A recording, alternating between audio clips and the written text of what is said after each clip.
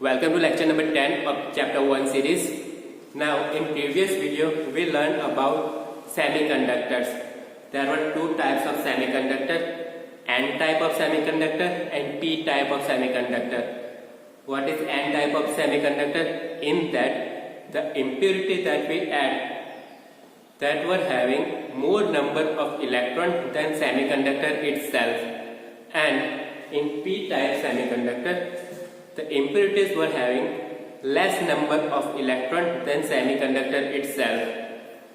Now here we are going to learn about uses of semiconductor or application of semiconductors. Now first application is to make diodes. Now what are diodes? Diodes are useful to convert AC current into DC current. Again, diode no use is it converts AC current into DC current.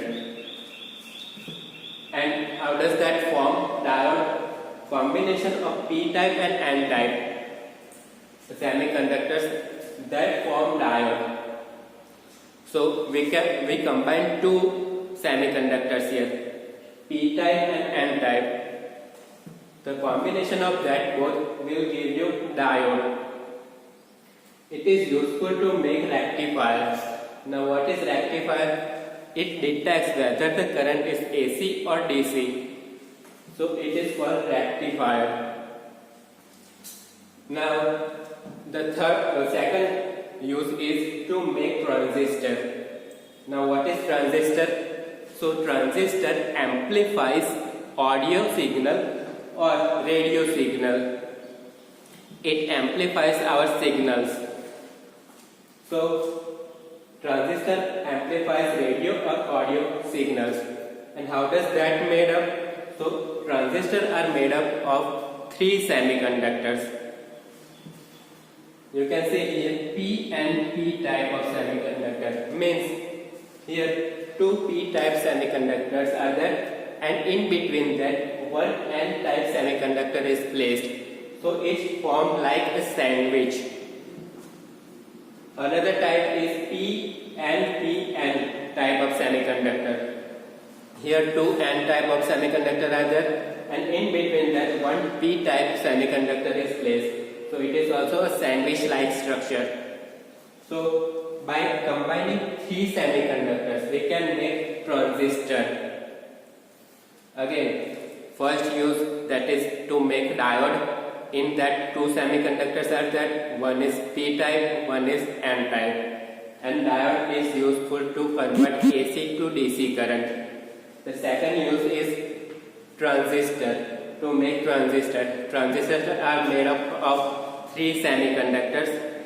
It is sandwich like structure, PNP and NPN type. Transistors are useful to amplify radio and audio signals. Now the third use is to make photodiode. Now what is photodiode? So photodiodes convert solar energy into electrical energy. So it is written here light energy, means here solar energy to electrical energy. Now we know that silicon and germanium, they belong to 14 number group. So they will have 4 outermost electrons. So they will form 4 covalent bonds. Here I have written that only silicon and germanium are of 14 group elements. So they form 4 covalent bonds. Now we made up some new compounds that are having similar property to this. By combination of 13 number and 15 number group elements, or 12 number and 16 number group elements, we made up some new compound having similar properties. Now you can see 13 number group element that will have 3 electrons in its outermost orbit, plus 15 number group element, they will have 5 electrons in its outermost orbit. So average, if we take average, it will be 4. So average, if we combine that both elements, they will have 4 electrons in its outermost orbit. So they behave like semiconductors. Here, similarly in 12 and 16 number group, if you take average of outermost orbit electron, it will be 4 only. So they behave like semiconductors. So here are some examples that we made up from combining 13 and 15 and 12 and 16 number group elements, and they behave like semiconductors.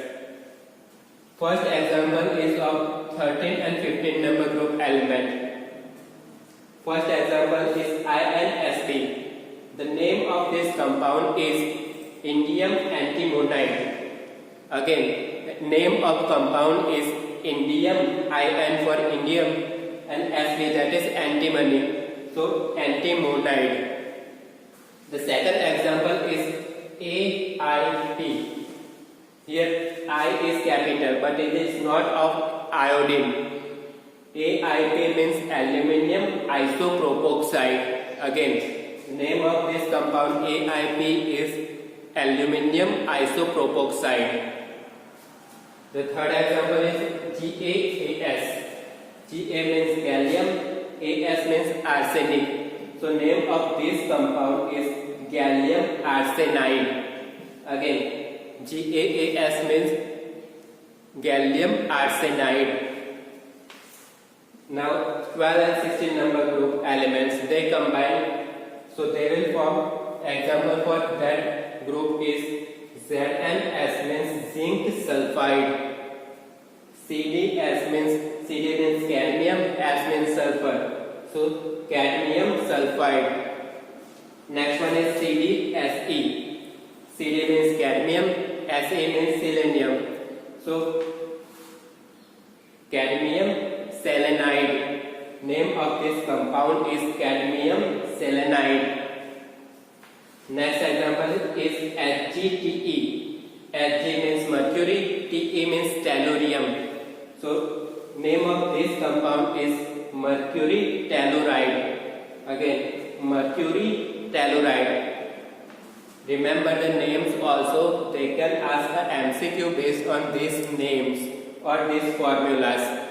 So remember that.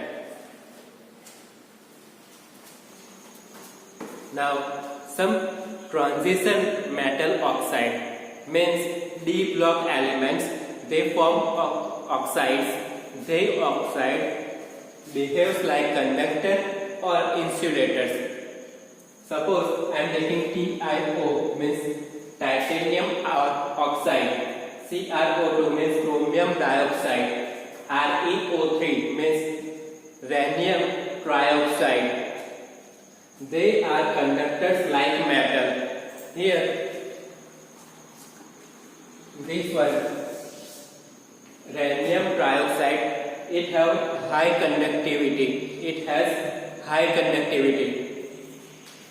Other than that, vanadium oxide, vanadium dioxide, vanadium trioxide, or titanium trioxide, they are conductors at high temperature and insulators at low temperature. So remember the names. Again, TiO means titanium oxide, CrO2 means chromium dioxide, ReO3 means rhenium trioxide, VO, that is vanadium oxide, VO2 vanadium dioxide, VO3 vanadium trioxide, TiO3 means titanium trioxide. They can ask MCQ based on these names or formula. So these points are also important. Now here we are going to discuss about magnetic properties of solids. Now in that, how solids have magnetic properties, that we are going to learn, and according to magnetic property, solids have some types. That types we are going to learn today. Every substance have electrons in it. These electrons are having two types of motions. First motion, that electrons move around the nucleus, and second motion, that electrons spins around its own axis. Suppose this one is our electron and this one is our nucleus. So electron moves around the nucleus, that is one motion, and that electron spins on its own axis like this. So it is our second motion. So electrons do have total two motions again. First, that is electrons moves around the nucleus, and second, electron spins around its own axis. Now due to that two motions, electrons do have some magnetic property. These magnetic property are very less valued. The measurement of that magnitude of that magnetic property is very less. So it is measured in another unit, that is called Bohr magneton. Bohr magneton is the unit for magnetic property of electrons or substance. Now it is denoted by mu capital B. Here I have written that mu capital B, and one more Bohr magneton is equal to 9.27 into 10 raised to minus 24 ampere into meter square. Now types of solids based on magnetic properties. Now first type, that is paramagnetic solids. Paramagnetic solids, in that you have to remember here pair word is there, para word is there. So in that unpaired electron will be there. Okay, look here. Suppose I am taking Fe here.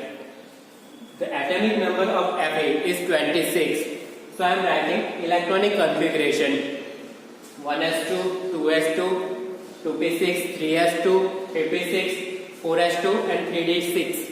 That is the electronic configuration of Fe at normal stage. Now if I make iron Fe plus 3, so I have to remove 3 electrons from this Fe. 3 electrons I have to remove. Now new electronic configuration will be like this: 1s2, 2s2, 2p6, 3s2, 3p6. That much remains as such. Now 3 electrons we have to remove. So 2 electrons will be lost by 4s orbital and 1 electron from 3d orbital. So new configuration will be 4s0 and 3d5. Now if I draw the diagram of 3d orbital, it will be like this. You can see the single unpaired electrons. Total 5 electrons are there and they are unpaired electrons. So paramagnetic substance, they have unpaired electron in it. Either one or more than one will be there. So remember that paramagnetic substance, they have unpaired electron. Now this paramagnetic substance in normal condition, they do not behave like magnet. But when we apply some magnetic field, then it acts as magnet. So here I have written loses magnetic property in absence of magnetic field. Suppose this is our ferrous. In normal condition, it will not behave like magnet. But if I apply some magnet here, around it some magnet is there. So it will behave like magnet and it will attract it towards the magnet. So in presence of magnetic field, it acts as a magnet and shows its magnetic property. But in absence of magnetic field, it loses the magnetic property. Next point is they are weakly attracted by magnetic field. If we apply magnetic field, it will behave like weak magnet. These are the examples for it: Fe plus 3 ion that we saw here, then chromium plus 3 ion, copper plus 2 and oxygen O2 molecule. So they are the examples of paramagnetic substance. Again, remember that paramagnetic substance have unpaired electron and they behave as magnet in presence of magnetic field only. Now second type is diamagnetic solids. In previous one, paramagnetic solids, the substance were attracted towards magnet. Here in diamagnetic solids, substance are repelled by magnets. Substance are going far from the magnet here. Here look at example first. I am writing down scandium here. It has atomic number 21.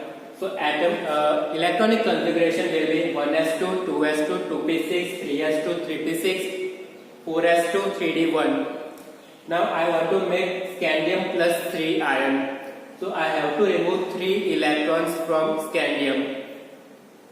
So the new electronic configuration will be 1s2, 2s2, 2p6, 3s2, 3p6. As such it is up to 3p6. Now here last 3 electrons are being removed.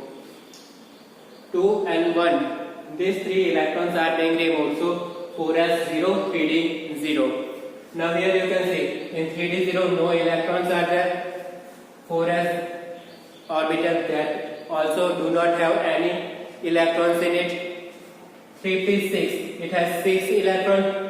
All are paired.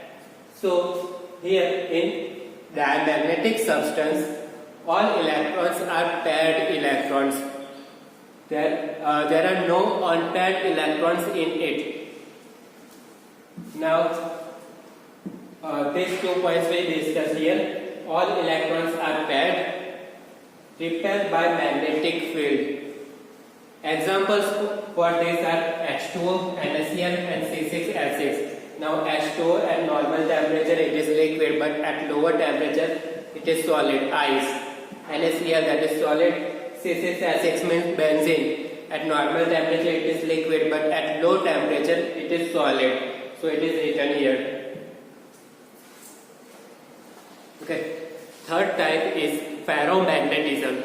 Now in solids, each metal solids tends to make positive ion. Suppose I am taking Fe. It will release electrons to make positive ion. Now the left metal atom that will act as positive ion and 3 electrons that will act as negative ion. So each atom have dipole in it. Here look at this structure. In metal, suppose I have drawn here 4 atoms. They were having positive and negative domain in it. These are called domains. And here you can see each domain is having positive and negative charge. And here in upper part you can see 2 positive ion are there and 2 negative ion are there. So it cancels out the overall charge. But when we apply magnetic field, these domains rearrange themselves and they rearrange themselves in such a way that positive part of domain arrange in one upper order and negative part that arrange in lower order, or vice versa. So here upper part that act as positive part and lower part that act as negative part.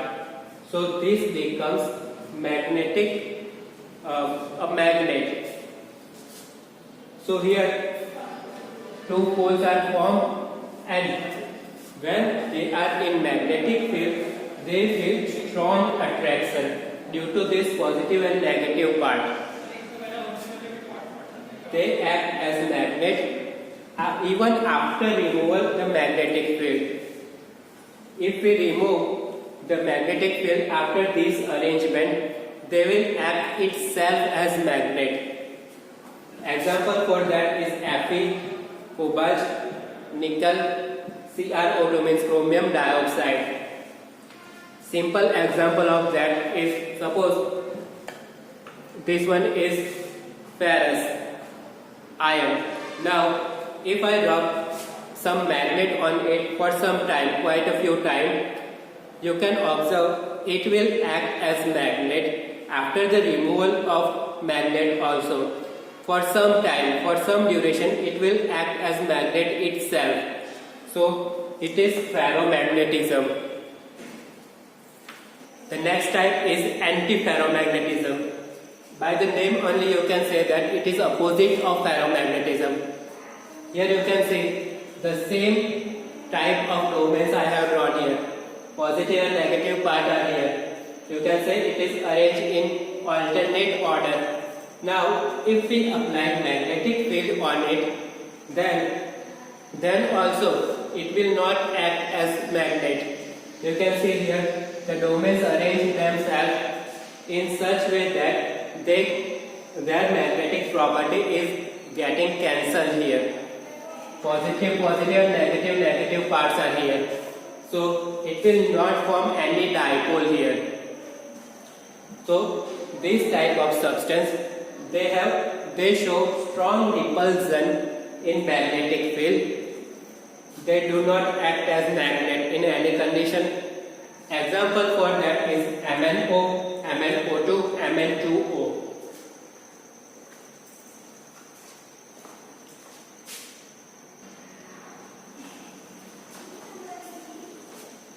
The fifth type of solid is ferrimagnetism. Here the word is ferri, not ferro. Ferrimagnetism. In that, it is the combination of ferromagnetism and antiferromagnetism.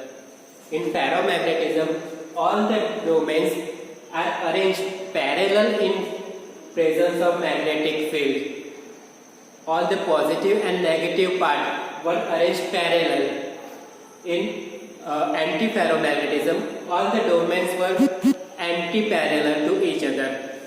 One positive, one negative, one positive, one negative parts were there. Now here mixture of that will be here. You can see first the domains are arranged themselves positive, negative, positive, negative, positive alternatively. In presence of magnetic field, they rearrange themselves, but here you can see 3 positive ion are here and 2 negative ion. They are in same region. In lower region there are 3 negative ion and 2 positive ion. So these 2 domains will be cancelled out. But there is some magnetic property due to this leftover domain. So here parallel domains is not equal to antiparallel domains. Weakly attraction towards magnetic field. Why? Because of this unpaired domain, this leftover domain. So it is weakly attracted towards magnetic field. An example for that is Fe3O4, that is called magnetite. Again, name of this compound is called magnetite. Fe3O4, magnesium magnetite, Mg(Fe2O4), zinc magnetite, Zn(Fe2O4). So these are 3 examples of ferrimagnetism. Again, now here we have discussed 5 types of solids. First one, that was paramagnetic solid. In that, unpaired electrons were there and they were weakly attracted towards magnetic field. Second type was diamagnetic solids. They were having paired electrons and they are weakly repulsive towards magnetic field. The third type was ferromagnetism. In that domains were there and the domains they arrange themselves parallelly in magnetic field. They are strongly attracted towards magnetic field. The next type was antiferromagnetism. In that domain were there, and domain arranged themselves antiparallel, and they were strongly repulsive towards a magnetic field. The last type is ferrimagnetism. In that parallel domain is not equal to antiparallel domain, and they are weakly attracted towards magnetic field. Now these are very important topics for your board exam. Also 2 marks question from this chapter will be there in your board exam. This type of small topics will be there in questions also. So prepare it very carefully.